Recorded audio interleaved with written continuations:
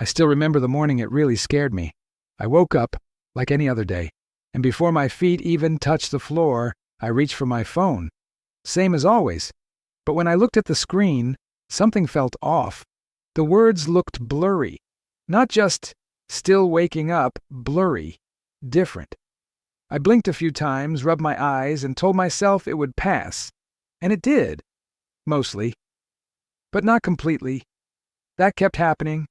Day after day, I'd wake up, grab my phone, and my vision would take longer and longer to come into focus. My eyes felt dry, heavy, almost gritty. By mid-morning, there was this dull ache behind my eyes that I couldn't shake. I mentioned it to a couple of friends my age, both over 60, and they said the same thing. It's just getting older. Nothing you can do about it. But something in me didn't want to accept that. I started paying attention, not just to how my eyes felt, but to when they felt worst, and I noticed a pattern.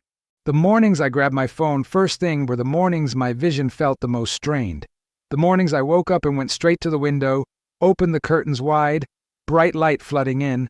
Those were the mornings my eyes burned the most. And the mornings I skipped my glass of water before coffee, that's when the dryness was almost unbearable. But I couldn't quite connect all the dots. Not yet.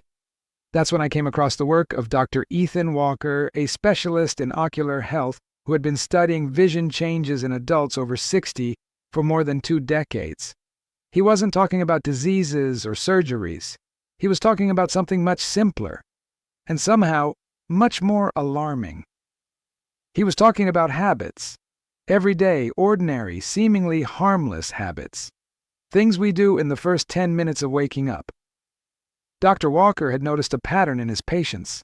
Many of them came in complaining about the same cluster of symptoms: blurry vision in the morning, slow focusing, dry or irritated eyes, unusual sensitivity to light when they first woke up. They assumed it was cataracts forming, or macular degeneration beginning, or just the inevitable decline that comes with age. But when Dr. Walker dug deeper, he kept finding something unexpected. These patients all shared certain morning behaviors, and those behaviors he believed were quietly adding stress to already aging eyes, every single day. So what exactly happens to our eyes while we sleep? Dr. Walker explained it in a way that finally made sense to me. During the night, your eyes go through a kind of restoration process. The muscles that control, focus, relax. The surface of the eye, the cornea, gets replenished with natural moisture. The tear film, that thin protective layer that keeps your eyes comfortable and clear, rebuilds itself. And the retina, that delicate layer at the back of your eye responsible for capturing light and sending signals to your brain, rests in low-stimulus darkness for hours. This is important, because when you wake up, your eyes are in a state of temporary vulnerability. They are transitioning from deep rest to full function. And what you do in those first few minutes can either support that transition or disrupt it significantly. Now here's where it gets uncomfortable. Think about what most of us do the moment we open our eyes. We reach for our phone. It's automatic, almost reflexive. The screen lights up, often at full brightness, and suddenly our resting eyes are flooded with intense blue light at close range. The muscles that control focus snap into action before they've had any chance to ease into the day. The tear film, still rebuilding, gets disrupted by prolonged blinking suppression, because when we stare at screens, we blink far less than normal. And the retina, which spent the night in darkness, is suddenly blasted with artificial light. Does that sound familiar? Because for me, once Dr. Walker described it, I couldn't unsee it. But it doesn't stop with screens. How many of us throw open the blinds immediately after waking? Bright morning light, especially sunlight, hitting eyes that are still in rest mode, can cause real discomfort and strain, particularly as we age, because the lens of the eye becomes less efficient at filtering intense light over time. And there's another factor almost nobody talks about: dehydration. By the time you wake up, your body has gone 6, 7, 8 hours without water. Your tear production is running low, your eyes are essentially thirsty. And if the first thing you reach for is coffee, a diuretic, instead of water, you're extending that dehydration even further. Dry eyes aren't just uncomfortable. They make focusing harder, they increase sensitivity to light, and over time, chronic dryness can affect the clarity of your vision. 3 habits. 3 things that seem completely innocent. Looking at your phone, opening the curtains to bright light, skipping water in the morning. And yet, when they happen together, every single morning, for months and years, the cumulative effect on eyes that are already navigating the natural changes of aging can be significant. I want to ask you something directly, and I'd love it if you'd answer in the comments below. When you wake up in the morning, what is the very first thing you reach for? Is it your phone? Is it the remote? A glass of water? Write it down. I think you might surprise yourself. For those who want to better understand how to improve vision, reduce blurry sight, and discover habits that help protect eye health over time, we left a complete guide in the first link in the description. It expands naturally on everything we are discussing here. After I changed these 3 habits, not perfectly but consistently, something shifted. I stopped reaching for my phone the second I opened my eyes.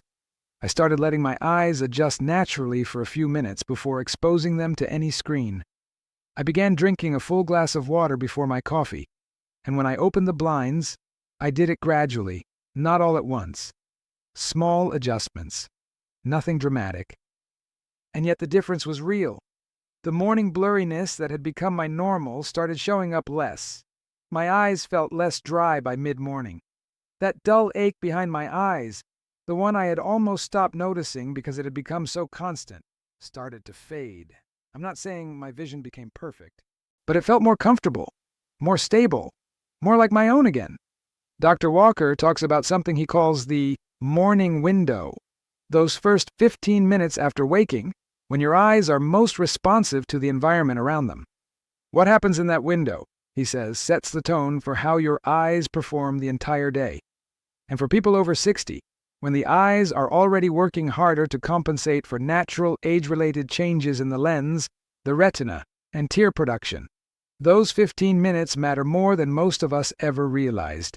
If you want to learn practical ways to maintain good vision, avoid cataracts, and discover which vitamins help support your eye health, we placed a simple guide in the first link in the description that summarizes everything in a clear and practical way. Here's what I want to leave you with. Your vision is not something that simply happens to you. It's not entirely out of your hands. Yes, aging brings changes. That part is real, and it's worth taking seriously. But some of what we interpret as just getting older is actually the result of small daily habits that we've never stopped to question. Habits that we formed years ago, in a world where we didn't carry a glowing screen to bed with us every night.